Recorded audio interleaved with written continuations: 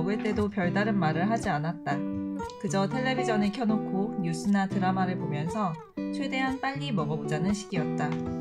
그런데 쇼코가 나타나자 할아버지는 내가 끼어들 틈도 없이 일본어로 말하면서 시시때때로 껄껄댔다. 할아버지가 그렇게 웃으며 이야기를 많이 하는 모습을 본 건 그때가 처음이었다. 쇼코는 무릎을 꿇고 앉아서 아주 상냥하게 할아버지의 말을 듣고 미소를 지었다. 처음 교실에서 쇼코가 수줍어하는 표정을 봤을 때처럼 나는 쇼코의 웃음에서 알 수 없는 이질감을 느꼈다.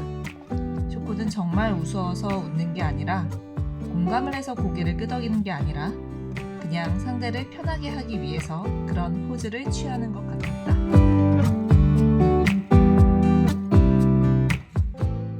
어른과 아이 그 사이 어디쯤에서 고군분투하고 있을 우리들의 사춘기에 대해 책으로 이야기를 나누어 보는 우리가 사랑하는 사춘기 우사사 68번째 이야기를 지금부터 시작하겠습니다.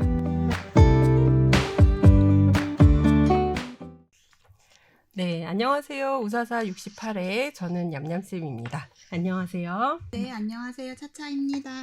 네, 안녕하세요. 쿠키입니다. 오늘은 오랫동안 하고 싶었던 책 최은영 작가의 쇼코의 미소를 가지고 왔는데요.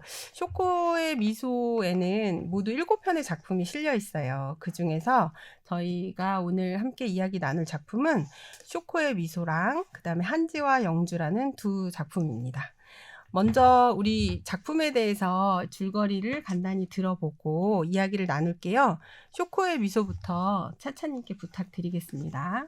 소설은 애정 표현이 서툴고 서로에게 웃어주는 일조차 어색한 나, 소유의 가족에게 일본의 고등학교 1학년생인 쇼코가 홈스테이를 하러 오면서 시작됩니다. 쇼코는 일본어를 할 줄 아는 소유의 할아버지와 많은 대화를 나누며 소유의 가족과 친밀한 관계를 만들어 나갑니다. 친절하게 미소 짓는 쇼코가 어른스럽다고 느끼면서도 소유는 알 수 없는 이질감을 느낍니다. 일본에서 할아버지와 살고 있는 쇼코는 할아버지가 자신에게 지나치게 집착하는 점이 불만이라며 고등학교만 졸업하면 도쿄로 떠나서 다시는 고향으로 돌아가지 않을 거라고 말합니다.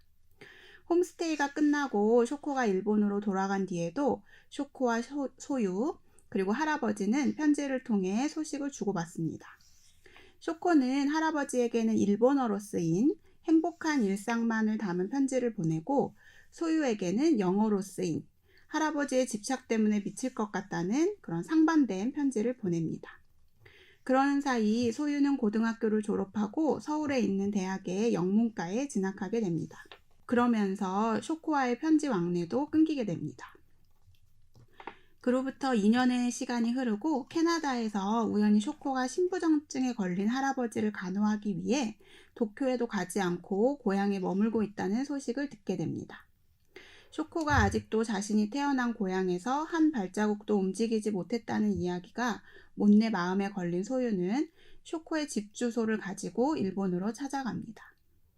거기서 소유는 퓨즈가 나가버린 노인이 되어버린 쇼코를 만나게 되고 할아버지에게 막말을 내뱉는 쇼코에게 실망감만 느끼고 황급히 한국으로 돌아오게 됩니다. 다시는 쇼코를 만나지 않겠다는 다짐과 함께요. 그러면서 소유는 자신의 앞으로의 삶이 쇼코와는 달리 자유롭고 하루하루가 생생한 삶이 되리라 믿으며 우월감을 느낍니다. 다시 시간이 흘러 소유는 영문과를 졸업하고 영화 감독이 되기 위해 매진합니다. 5년간 시나리오를 줄기차게 썼지만 영화 감독이 되고 투자자들의 투자를 받는 영화를 찍는 것은 불가능에 가까워 보입니다. 늘 돈에 쫓기고 친구들, 가족들과도 소원해집니다. 소유가 수렁에 빠졌다고 느낄 때쯤 할아버지가 쇼코에게 온 편지를 전해줍니다. 편지의 내용은 쇼코가 우울증으로 인해 생사를 오갔으며 사실 자신은 할아버지의 간병 때문에 도쿄에 못 간 것이 아니라 자신의 목숨을 지키기 위해 할아버지가 자신을 돌봐주고 있는 것이라는 말을 합니다.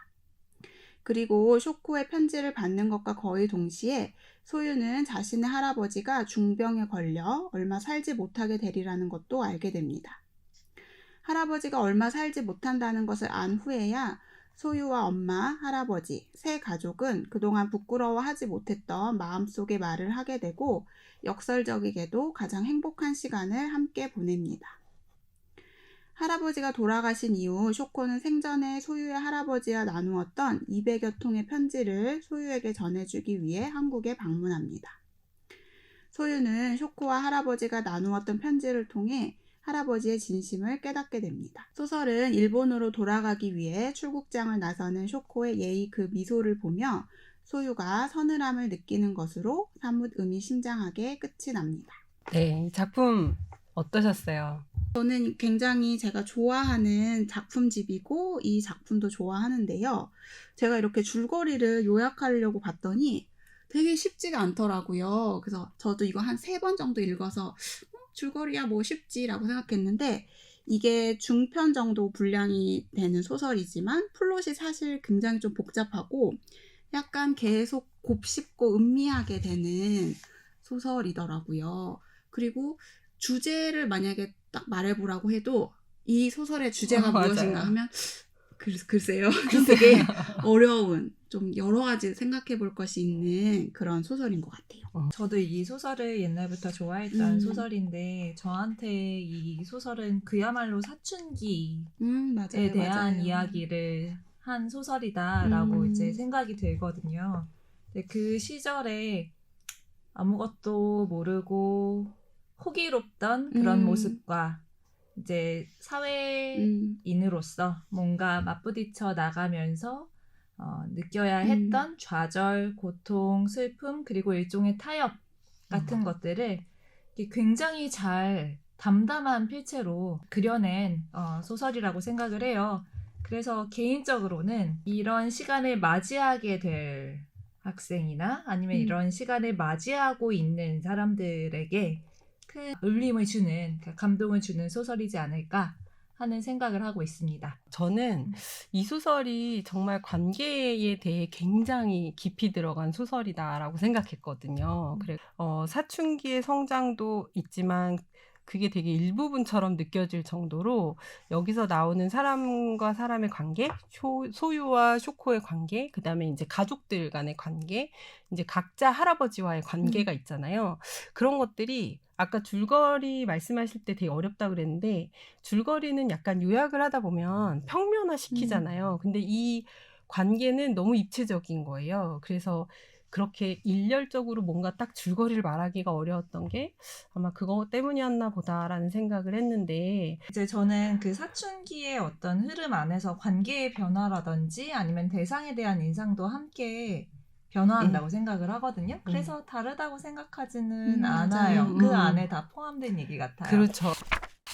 그리고 되게 신기한 요소들이 이게 쇼코가 일본 아이잖아요. 그리고 이제 문화교류차 한국에 방문을 한 거잖아요. 근데 쇼코가 할아버지, 소유의 할아버지랑은 일본어로 얘기를 해요. 할아버지가 일본어를 잘 아니까. 근데 이제 소유는 일본어 못하니까 둘이 같이 공통으로 할 수 있는 언어인 영어로 얘기를 하잖아요. 저는 이런 설정도 되게 재미있더라고요. 되게 중요한 설정이고 그 어떤 언어로 둘이 말하느냐 이런 것도 사실 되게 의미심장한 내용인 것 같아요. 이 언어에 딱 집중해서 언어와 그 언어를 통해 실어 보내는 메시지가 또 되게 다르고 관계가 또 달라지는 거예요. 여기 관계 얘기 하셨는데 이것도 정말 청소년기의 특징인 게 청소년기는 가족보다 남이랑 더 긴밀한 소통을 하고 가족한테 절대 얘기하지 않는 비밀을 얘기하잖아요. 친구에게. 그래서 되게 재밌는 게 쇼코는 일본어가 모어인데 모어인 일본어로 할아버지랑 대화할 때는 굉장히 약간 행복하고 좋은 이야기만 해요. 근데 그게 반드시 거짓말은 아니고 어쨌든 그것도 쇼코의 생각이고 쇼코의 일부인데 반대로 모어가 아닌 좀 불편한 영어로 할 때는 정말 자신의 마음을 막 직설적으로 얘기한단 말이에요. 그게 바로 이렇게 가족보다 남에게 좀 더 먼 관계에게 그냥 다시는 안 볼 사람일 수도 있고 어떻게 보면 그 자신의 내면을 드러내는 그런 설정이 되게 흥미로웠어요. 맞아요. 언어를 기준으로 세계를 구분하고 있는 듯한 모습을 보이죠. 자신의 모국어 세계와 그렇지 않은 언어로 소통하는 세계를 분리해서 이제 모국어 소통 세계는 자신을 가꾸고 관리해야 하는 음. 세계로 여기고 있고 그렇지 않은 세계는 조금 더 편하게 생각하고 있죠. 좀 더 편하게. 그게 참 흥미로운 부분이기도 했어요. 근데 이게 딱 언어로 구분이 될 수도 있지만 굉장히 유사한 가족 구조를 가지고 있잖아요. 맞아요. 그 그것도 되게 소유랑 중요하죠. 네, 쇼코가. 그래서 소유는 쇼코에게, 그리고 쇼코는 소유에게 각각 어떤 이질감과 동질감을 동시에 느끼고 서로가 서로를 찾는 관계를 만들어 나갔던 건 아닌가 하는 되게 생각도 들었어요. 네, 되게 네. 재밌는 요소예요. 소유의 가족도 엄마와 할아버지랑 소유 셋. 그리고 쇼코의 가족은 이제 고모랑 할아버지랑 쇼코 셋. 그 되게 묘하게 겹치죠. 가족의 모습도 겹치고. 근데 그 할아버지와의 관계가 둘 다 조금 특별한데 완전히 다른 양상으로 특별한 거예요. 이게 거울인데 거울은 우리가 반대로 보이잖아요. 오른손은 왼손으로 보이고. 그러니까 이런 되게 특이한 모습으로 둘이 계속 겹쳐지고 있어서. 맞아요. 그러면서 소유가 처음에는 쇼코에게 굉장히 약간 동경심, 되게 어른스럽잖아요, 쇼코가. 쇼코 그러니까 어른스럽죠. 좀 멋지고 동경하는 마음도 들지만 이제 나이가 들면서 아, 역시 쇼코보다는 내가 더 우월하고 특별하고 나는 남들과는 다르게 살 거고 아주 의미 있는 일을 할 거고 이런 우월감에 빠지잖아요. 그러다가 또 결말 부분에 가면은 또 그게 이렇게 달라지는. 쇼코는 사실 자리를 어쨌든 원하는 방향은 아니었지만 잡고 본인은 다시 사회 속에서 방황하고 맞아요. 있고 마지막 부분에는 그래서 이런 우월감도 우리가 가지고 있는 평생 왔다 갔다 하는 착각 중에 하나잖아요. 이런 것도 되게 재밌죠. 아까 그렇게 묘하게 겹치는 그 가족 관계는 어떤 거를 얘기하는 걸까요? 어떤 우리가 가질 수 있는 하나의 인간의 두 개를 이렇게 쪼개서 보여주나까지 생각을 한 거예요. 구조가 참 재밌었어요. 흥미로운 점은 저는 소설 말미에서 더 효과를 잘 나타냈다고 생각이 드는데요. 그러니까 할아버지가 돌아가시고 그다음에 쇼코가 소윤의 집에 잠깐 오죠. 근데 와서 할아버지가 돌아가셨다는 걸 알고 편지를 전달해 주겠다고 왔어요. 사실 그 이야기 안에서는.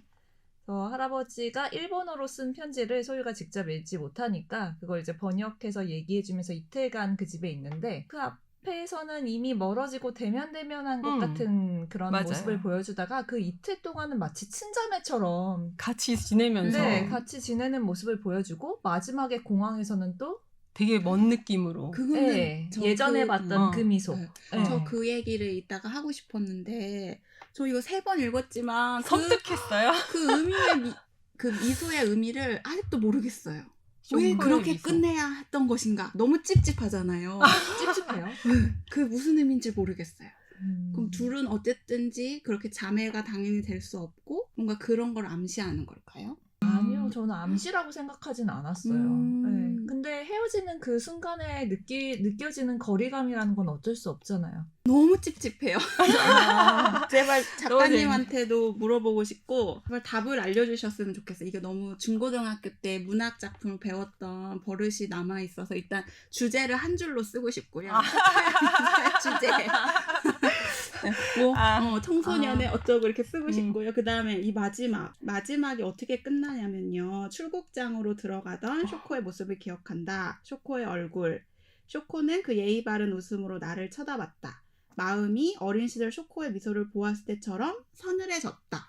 하면서 끝나거든요. 저는 이 서늘함이 극대화된 그 작품이 우리 이따가 얘기할 한지와 영주인 것 같아요. 네. 이 책이 전체적으로 지금 이 사람들이 갖게 되는 그 관계의 한계, 거기를 넘나드는 이야기들을 계속하고 있는 것 같아요. 그러니까 이따가 사실 한지와 영주에서 얘기를 하려고 했는데 인간은 지금 차차님이 말씀하신 것처럼 이렇게 마음을 탁 트고 가까워지면 정말 이렇게 결합된 느낌의 가까움, 서로 소통하고 이거를 욕구하는 게 있죠, 인간. 근데 사실은 그건 본질적으로 불가능한 것 같아요. 왜냐하면 뒤에 한지와 영주에 뭔 말이 나오냐면 그렇게 하고 싶지만 내가 해체되긴 싫다라는 말이 나오거든요. 그러니까 자기 자신을 지켜야 되는 게 있는 거예요. 그렇기 때문에 그렇게 결합된고자 하는 욕구 자체가 가지고 있는 그 한계가 있는데 그거 자체에 대해서 우리는 평생을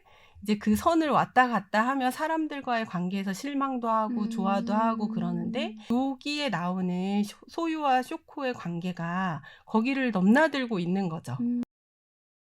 네, 그래서 제가 이게 관계 부분에서 사춘기적인 면모를 맞아요. 보여준다고 생각했던 거예요. 그런 이게, 경험을 네, 이렇게 이게 나아가는 맞아요. 과정이니까. 경험이 이렇게 켜켜이 쌓아지면서 적정선을 더 빠르게 찾는 능력이 쇼코에겐 있었던 거죠. 확보가 되는 거죠. 예. 근데 저는 이게 전 지금도 사실 되게 어렵거든요. 아유, 당연히 어렵습니다. 그러니까 잘 이게 못해요, 사춘기 안 사실. 끝나. 맞아요. 잘 못하죠. 그래서 제가 이 사회적 미소를 짓는 것에 대해서 이제는 나이가 많으니까 뭐 마음속에 딱 작정을 하고 이렇게 하면 다 사회생활 속에서는 할 수 있지만 굉장히 유아적으로 그런 관계를 맺으면서도 속으로는 상처를 입는다든지 그런 게 어른이 돼도 저는 어렵더라고요. 그걸 너무 잘 드러내고 있는 것 같아요. 진짜. 맞아요.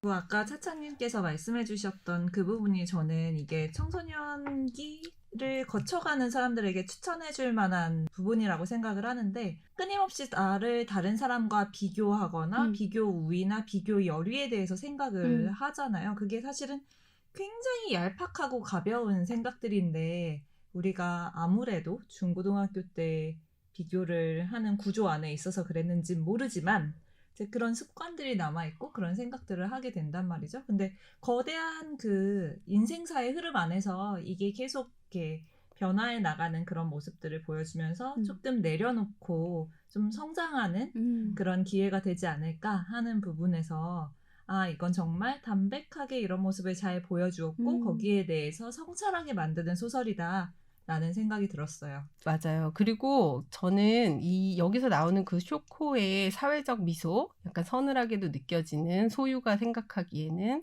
그게 더 성장했다라는 오해는 안 했으면 좋겠어요. 그러니까 사람들은 누구나 다 끝까지 그런 기대를 저버리지 못한 채 살아갈 수도 있고, 그리고 또 누군가는 정말 빠르게 그런 사회적 미소에 익숙해진 채 살아갈 수도 있잖아요. 근데 이제 뭐 후자가 더 어른스럽거나 성장한 모습이다라고 하기보다는, 그러니까 제 바람은 그냥 이제 각자의 어떤 기질과 성향에 따라서 이제 나는 관계에서 이러한 마음을 갖고 관계에 가는 사람이구나라는 나 자신을 잘 알아가는 게 중요한 거지.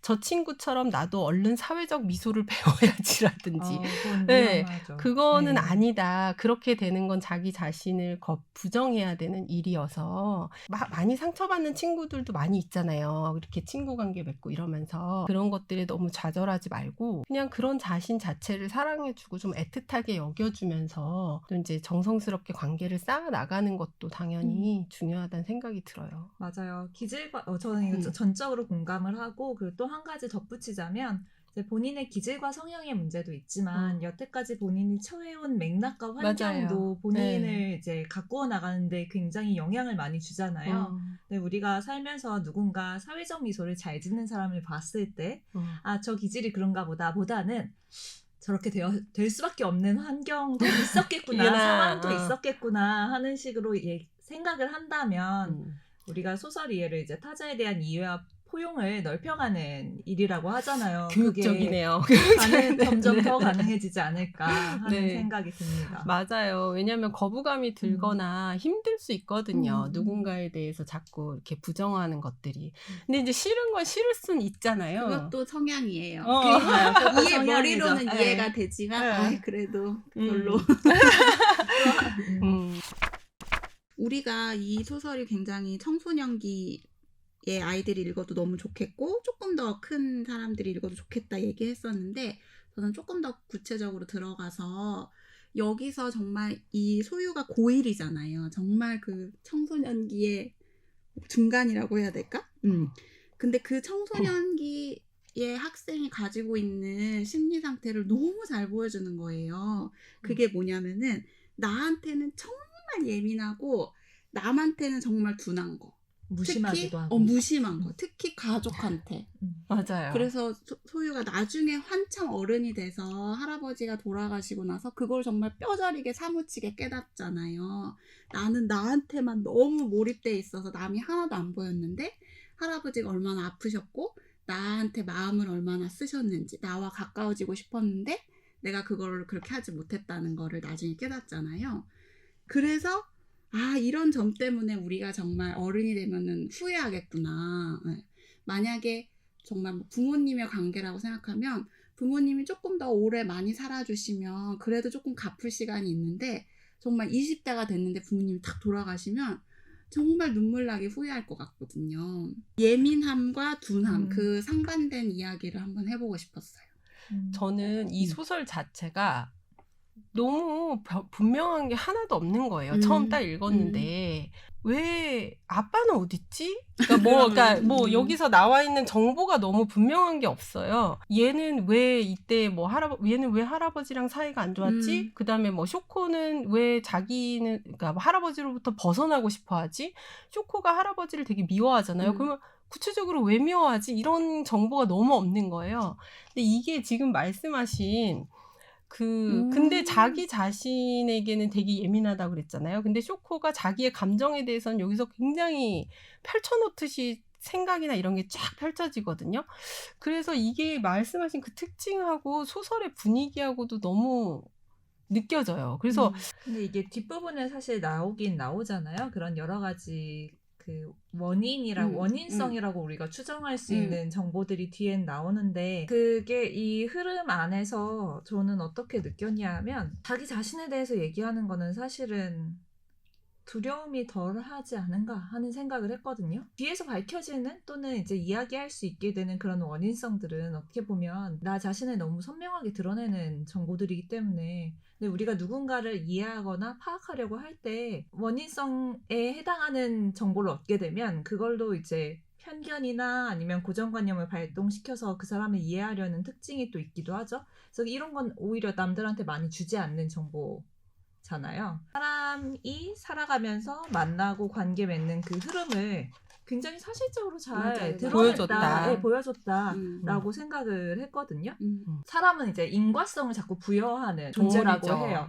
그런 존재라고 하는데, 사실 인과성이라는 건 명확하지 않죠. 그러니까 단편적으로 일어난 여러 추상적인 사건들이 있고 그것들을 우리가 애써 인간성으로 묶으려고 하는 것이라는 얘기도 있잖아요. 뇌가. 그러니까 그런 부분들을 굉장히 잘 보여준 그런 흐름이 아닌가라고 생각했었어요. 처음에는 소유가 쇼코에 대해서도 되게 잘 모르잖아요. 잘 알지도 못하면서 단편적인 것만 보고 우월감을 갖잖아요. 아이고, 쟤는 저렇게 꿈도 없이 시골 마을에서 그냥 저렇게 살 건가 보다.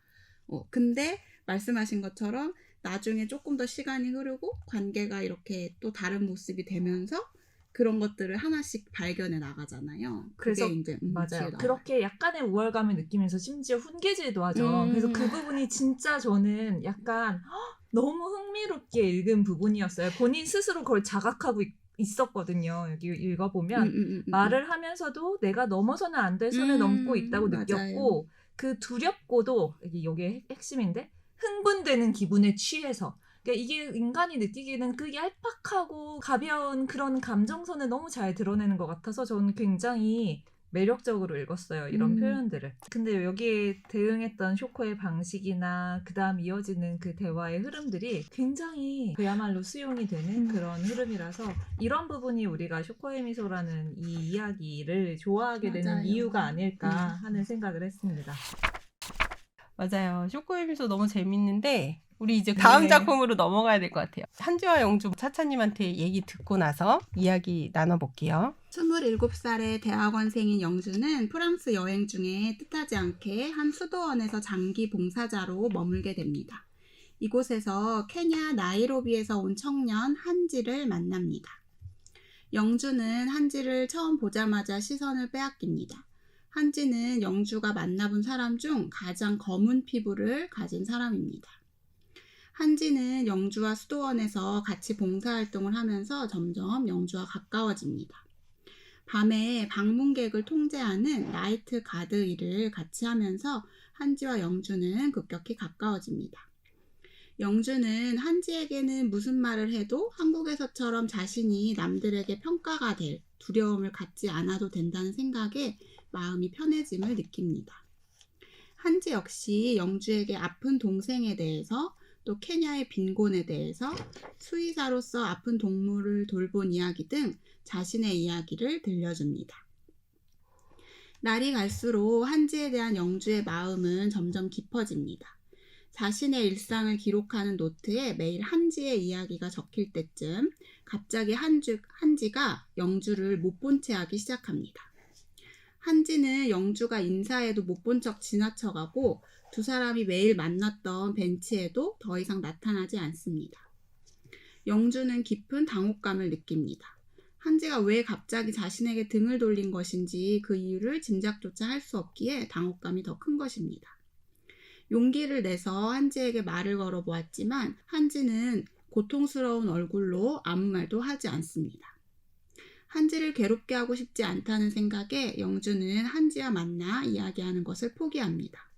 그리고 시간이 지나 한지가 고향 나이로비로 돌아갈 날이 다가옵니다. 영주는 자신의 노트에 한지에게 보내는 편지를 씁니다. 처음에는 한국어로, 그 다음에는 영어로. 그리고 영어로 쓴 편지는 찢어버리고 자신의 노트를 한지의 친구에게 건네줍니다. 한지에게 전해달라는 말과 함께요. 그러나 그 노트는 다시 영주에게 돌아옵니다. 소설은 영주가 한지에게 건네주지 못한 노트를 남극 신부에 밀어넣는 것으로 끝이 납니다. 네. 간단 소감 어떠셨어요? 한지와 영주. 이거 제가 이 작품집에서 거의 제일 좋아하는 소설인데요. 아, 진짜요? 왜요? 그걸 말하기가 어려워요. 근데 아까도 주제 너무 말하고 싶었는데 말 못하고. 네. 이거를 읽으면서 너무너무 궁금한 거예요. 일단 왜 헤어졌을까? 왜 한지가 영주를 모른 척하고 대화도 안 해주고, 너무너무 궁금한데 끝까지 얘기 나오지 않거든요. 그리고 제가 이 작가님 인터뷰한 거를 들어봤는데 그때 작가님한테 물어본 거예요. 당연히 누구나도 물어보겠죠. 작가님, 도대체 한지와 영준이 왜 이렇게 된 걸까요? 근데 작가가 자기도 모른다고 그랬어요. 한지와 영주의 사정이죠. 내가 쓸 때도 거기에 대해 생각해 본 적은 없고, 그래서 모른다고 했는데 그게 바로 우리가 맺는 관계의 모습인 것 같아요. 그래서 저는 이 작품을 너무 좋아합니다. 한지와 영주는 서로 급격히 끌렸고 급격히 사랑에 빠졌는데 갑자기 한지가 등을 돌렸죠. 그 단절을 영주가 이해하기 어려웠어요. 왜 그랬을까요, 한지가? 저는 그걸 이해할 생각을 전혀 하지 않았어요. 이게 평소에 MBTI의 차이인가요? 너무 궁금해서 제발 힌트라도. 아니, 저는 쿠키님이 실생활에서도 그럴까? 이게 지금 문학작품이라 연구 대상으로 자꾸 보는 거라서. 왜냐면 남자친구나 사귀던 사람이 갑자기 어느 날 내 모든 대화를 단절시키거나 거부했을 때 그거를 왜라고 묻지 않을 사람이 있을까요? 저 미칠 것 같아요. 미치지는 말아요. 묻겠죠? 그 사람하고 관계를 지속하고 싶으면. 그쵸. 여기 영주는 그러면 영주가 한지와 관계를 지속했으면 좋겠다라는 마음이 없어서 안 궁금하셨을까요? 지속하고 싶다는 마음은 있었지만 불가능하다고 생각했기 때문에 굳이 이 짧은 시간 동안에 물어봐서 한지를 괴롭히를 막고 싶진 않다. 맞아요. 그런 게 그러니까 이게 그걸 그냥 포기하는 거죠. 근데 영주도 단순하게 포기한 건 아니에요.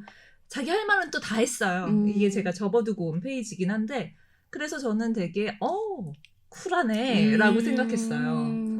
근데 누구라도 궁금하긴 할 것 같아요. 왜 그랬을까? 근데 이제 그거를 생각해 보는 게 바로 이 소설의 가장 큰 재미라고 생각했어요, 저는. 그러니까 아까 우리가 쇼코의 미소에서도 모국어로 이야기를 하면 자기가 여태까지 살아온 맥락과 그 사람과의 이어진 어떤 관계, 그리고 앞으로도 계속 이어질 거잖아요. 그렇기 때문에 모국어로 말할 때 더 솔직할 수 없는 맥락들이 생기는데 외국어로 말하고 잠깐 만난 일본 친구한테는 영어로 서로 얘기할 때 이제 쇼코가 훨씬 더 상냥한 미소의 이야기를 한 게 아니라 굉장히 처절하고 불안하고 불편하고 힘든 자기의 감정을 막 영어로 토로하는 게 나오잖아요. 그거는 쇼코가 이미 알고 있는 거죠. 상대방하고의 나의 관계는 지속적으로 앞으로도 미래까지 이어질 관계가 아니다라는 걸 알고 있는 거예요. 저는 여기서도 되게 비슷한 걸 느꼈어요. 그래서 이 둘이 여기서는 좀 더 직접적으로 나와요. 한지와 영주에서는. 여기 보면은 143쪽에 내가 무슨 얘기를 해도 내 이야기는 세상으로 퍼질 일이 없었고 무엇보다 한지가 그 이야기들로 나를 판단하지 않으리라는 믿음이 컸다. 라는 이제 영주의 마음이 나오거든요. 그러니까 저는 얘네는 지금 단절된 상황을 전제하고 서로가 마음을 나누고 있구나라는 게 되게 많이 느껴졌어요. 그거는 저도 그렇게 생각했어요. 그건 그렇게 생각했는데 앞에 잠깐 다시 쇼코가 나와가지고 그 얘기를 이제 하자면 저는 쇼코가 이 관계는 이어질 관계가 아니다라고 생각했다는 기보다는 언어적으로 구분되어 있는 이 아이와 내가 서로 미래에 또는 현재에 지대한 영향을 미치지는 않을 것이다 라는 생각을 했기 때문에 그랬던 건 아닐까라는 생각을 사실 했었거든요. 궁금해하지 않았던 이유도 그런 관계니까요. 이제 너무 궁금해요. 근데 잠을 못 저는 자겠어요. 쿠키님처럼 생각했어도 궁금했어요. 잠 못 잘 정도는 아니었지만 그냥 이제 어떻게 이해를 했냐면 지층의 단절과 비슷하다고 생각했어요. 여기 되게 지구 얘기 맞아요. 네. 여기 지구 이유가. 얘기 나오거든요. 한지와 영주에서. 영주가 그래서 지질학자 네. 대학원생이기 때문에 지질학. 퇴적층이 쌓이다 어느 날 단층이 탁 일어나죠. 그 영주라는 사람의 어떤 특징 중에 하나가 이렇게 카로랑 얘기를 할 때 한지랑 나는 이런 사이야 라는 걸 솔직히 말하지 못하거든요. 맞아요. 근데 이제 솔직히 우리가 뭔가 솔직히 말하고 싶은 거는 솔직히 말하면 나는 시원하고 개운하니까 솔직하게 얘기하게 되는 거잖아요. 근데 영주는 그걸 선택하는 게 아니라 이 다른 것들을 위해서 자신의 시원함을 포기했다고 생각을 하거든요. 근데 그런 성격이 있고 관계 맺음에서도 그런 성향이 있는 캐릭터 같았어요. 그런 인물 같았어요. 저는 그 장면도 굉장히 인상 깊었는데 저는 영주가 한지를 많이 사랑한다고 생각했어요. 그러니까요. 많이 사랑하니까 내가 그냥 솔직히 다 털어놓으면 나는 시원하고 개운하잖아요. 근데 그걸 그냥 포기한 거죠. 그런 상태가 되기를. 갑자기 옛날 노래 김창완의 길을 걸었지 그 노래 보면 헤어지자 그랬는데 묻지 않았지 있잖아요. 왜 나를 떠나가냐고 똑같네요. 하지만 마음은 너무 아픕니다. 마음은 너무 아팠지만 묻지 않는 거죠. 음악 뒤에 붙이고 싶네요. 그 가사 옛날처럼. 너무 좋은데. 정말. 네. 말씀하신 것처럼 여기서 카로는 마음에 풀지 못한 일을 두고 여기서 웃으며 지내는 건 널 속이는 일이야. 그래서 왜 너네가 이렇게 풀지 않고 이 관계를 라는 말을 카로가 하는데 여기서 영주는 풀지 않는 사람인 거죠. 그렇게 그거를 간단하게 풀 수가 없는 그건 마음이에요. 끝까지 그런 성향인 거예요. 그런 네. 성격인 거예요. 네. 어떤 성향이십니까? 이런 뭔가 갈등이 일어났어. 성향도 있는데요. 네. 저는 이게 우리가 다시는 보지 않을 사람 외국어로 이야기를 하고 여기가 이제 잠깐 왔다 갔다 하는 사람들이 모이는 곳이잖아요. 프랑스의 수도원에서. 네. 그렇기 때문에 처음에는 쉽게 마음을 열 수 있었던 건 맞지만 영주가 어느 순간 한지와 결혼하는 모습까지 상상을 하고 아픈 동생을 자기가 돌보는 것도 상상을 하잖아요. 네. 그래서 저는 영주가 한지를 정말 깊이 사랑하게 됐다라고 소설 읽으면서 느꼈어요. 네. 영주의 마음을 저는 그렇게 공감을 했거든요. 저도 그래요. 그렇기 때문에 이 상황이 너무나 답답하고 가슴이 아픈 거죠. 가슴이 되게 안타까운 아팠어요. 거죠. 그렇게 단순한 관계가 아니었기 때문에 제가 느낀 영주의 마음이. 근데 그렇기 때문에 그 사람이 한 선택, 그 사람이 왜 갑자기 그렇게 태도를 바꿨는지 모르잖아요. 근데 그것도 일종의 선택이었을 거 아니에요. 그 선택을 존중해주고 싶은 거죠. 괜히 내가 캐물어서 맞아요. 괴롭히지 싶지 않고 그냥 그렇게 그 사람을 선택했다. 우리가 대화의 기회가 또 그 이후에도 몇 번 있었잖아요. 근데 끝내 하지 않았잖아요. 그때 하지 않은 것도 그 사람의 선택. 나는 그걸 존중하고 싶다라는 그 마음을 저는 그냥 수용했던 것 같아요. 조금 뭐 특이하다고 그럴 순 없고요. 한지의 성격도 나름의 독특함이 있는데 우리 주변에 이런 친구들 다 누구나 있을 것 같아요. 여기도 있으실 수도 있고 여기 보면은 156쪽에 한지는 모두와 다 잘 지내는 것 같던데 라고 영주가 물으니까 그 친구에게 친구가 말해요. 모두와 잘 지내지만 절대 속을 알 수 없지. 나는 한 번도 한지가 다른 사람에게 싫은 내색을 한 걸 본 적이 없어. 상대에게 상처 주는 게 싫으니까 그런 것 같아. 그런데도 모두가 조금씩은 그에게 반감이 있어. 한없이 친절하지만 그게 끝이라는 거지. 반감이라기보다는 서운함이라고 해야 맞는 걸까? 가끔씩 보면 사람보다는 동물이랑 더 잘 통하는 것 같기도 하고. 라는 게 한지를 너무 잘 표현하고 있는 거예요. 근데 저에게도 이런 친구가 있는데 이 서운함이 뭔지 알 것 같거든요. 그러니까 나는 그 친구에게 조금 더 가까이 다가가고 싶어요. 하지만 그 친구는 정말 너무 언제도 부정적인 말을 한 적은 없지만 절대 넘을 수 없는 벽이 느껴질 때가 있거든요. 한지라는 인물이 사실은 되게 친절하지만 그거를 다른 누구와도 어떤 누구와도 그렇게까지 결혼하고 아기 낳고 여기에 대해서도 부정적이었잖아요. 그러니까 그런 약간 깊은 관계로 가기를 어려워하는 사람일 가능성이 되게 크죠. 한지라는 사람이. 그럼 저 정말 유치한 질문을 하면요. 한지는 영주를 안 사랑한 걸까요? 사랑했을 거예요. 예. 저도 사랑했는데 그거를 하지 못하는 거죠. 근데 한지랑 영주 되게 비슷해 보이지 않으세요? 되게 맞아요, 비슷한 맞아요. 사람이고 카로가 되게 다른 사람이에요. 완전, 그러니까 카로는 완전. 한지도 이해가 안 되고 영주도 이해가 안 돼서 너무 답답해. 답답하고 힘든데 그냥 한지랑 영주는 서로 그냥 어느 정도 선에서 이해하고 타협하고 그렇게 마무리 지을 수 있는 사람들인 거죠. 그래서 근데 저도 원래 그냥 속 시원하는 걸 선택하는 그런 성향이었는데 어느 순간 조금 그 태도를 바꾸기 시작했어요. 근데 그 이유가 뭐냐 하면 방금 읽으신 그 페이지에서 영주가 자기가 솔직하게 말하지 못하는 이유를 두고 내가 모두 얘기해버리면 네가 내 상상까지 꿰뚫어 볼 것 같아서 그게 무섭다라고 얘기하거든요. 근데 한편으로 우리는 우리 자신을 사랑하는 건 맞지만 우리 내면에 그 일본에서 하는 말로는 그 내 속에 항상 야차가 있다. 막 내 안에도 사실은 괴물이 있잖아요. 내가 인정하고 싶지 않은 나의 모습, 그리고 나의 그 부끄러운 면모 그런 것들에 대해서도 이렇게 좀 감추고 싶은 마음이 있죠. 네, 저는 그 한지랑 영주가 약간 표면적인 자신을 가꾸어 나가고 그걸 먼저 드러내는 그러니까 마지막 한 발짝은 끝내 보여주지 않으려고 하는 그런 모습이 그게 보기에 힘든 대한 거죠. 그 방어 기제일 수 있다고 생각하거든요. 근데 내가 사랑하는 사람이 그 방어 기제를 끝내 놓지 못한다면 그걸 놔버렸을 때 그 사람이 무너질 수 있다면 그걸 지켜주고 싶은 마음도 당연히 있을 수 있다고 생각해요. 그래서 여기서도 되게 재미있는 요소가 언어, 문화, 생활 막 이런 게 모두 이질적인 환경을 이 장치로 해놓고 있다는 게 더 재밌었어요. 나이로비에서 온 청년 한지, 그다음에 한국인 영주, 그리고 그들이 만난 장소는 심지어 양쪽 어디도 아닌 프랑스의 수도원인 거예요. 그래서 이렇게 완벽히 낯선 장소에서 완벽히 낯선 사람을 만나서 서로의 관계를 맺는 것 자체가 보여주고자 한 게 무엇이었을까? 라는 생각을 하게 되더라고요. 되게 좋았어요. 각자에게는 자신의 세계도 있고 우리가 소통하는 세계도 또 따로 있고 뭐 이런 식으로 이렇게 그래서 그거를 드러낸 것 같아서 너무 좋았어요. 그거를 되게 극단적이고 명확한 선으로 보여주고 있구나. 그냥 이렇게 셋이 살아도 각자의 맞아. 세상이 있는 거죠. 그렇죠. 각자의 세상이 서로 다른 나라, 다른 언어를 구사하듯이 있는 건데 우리는 이제 그렇지 않다고 착각하면서 서로에게 기대하고 소통을 하고 있으니까 이제 요 환경 자체가 그거를 이렇게 은유적으로 표현하고 있는 거겠죠. 그래서 되게 재밌는 요소들이었어요. 또 너무 많은 거를 새롭게 깨달았어요. 너무 신기해요. 아, 그래요? 아주 많이 읽었는데 그런 생각은 또 못 해봤는데 재밌어요. 진짜. 네.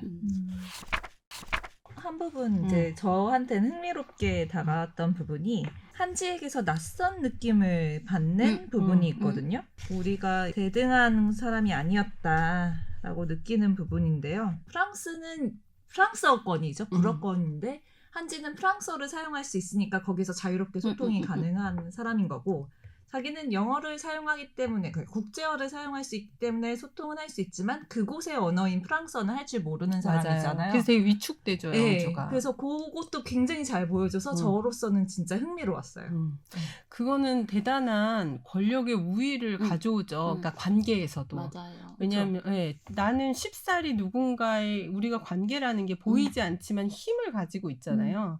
근데 한지는 되게 잘 어울려요. 그 주변의 사람들하고 굉장히 많이 잘 어울리는 걸 가지고 있고 나는 사실 그 정도로 사람들하고 어울리면서 얘기하지 못하거든요. 프랑스라는 설정 자체가. 그런 관계에서의 사실은 이런 단절과 이별은 사실은 조금 영주한테 더 불리하긴 해요. 아픔의 크기를 잴 수는 없지만 영주 많이 아팠겠다 뭐 이런 생각도 들더라고요. 외로웠겠다. 근데 그게 이루어진다고 해도 맞아요. 뭐 이루어진다고 해도 이렇게 우리가 회의적으로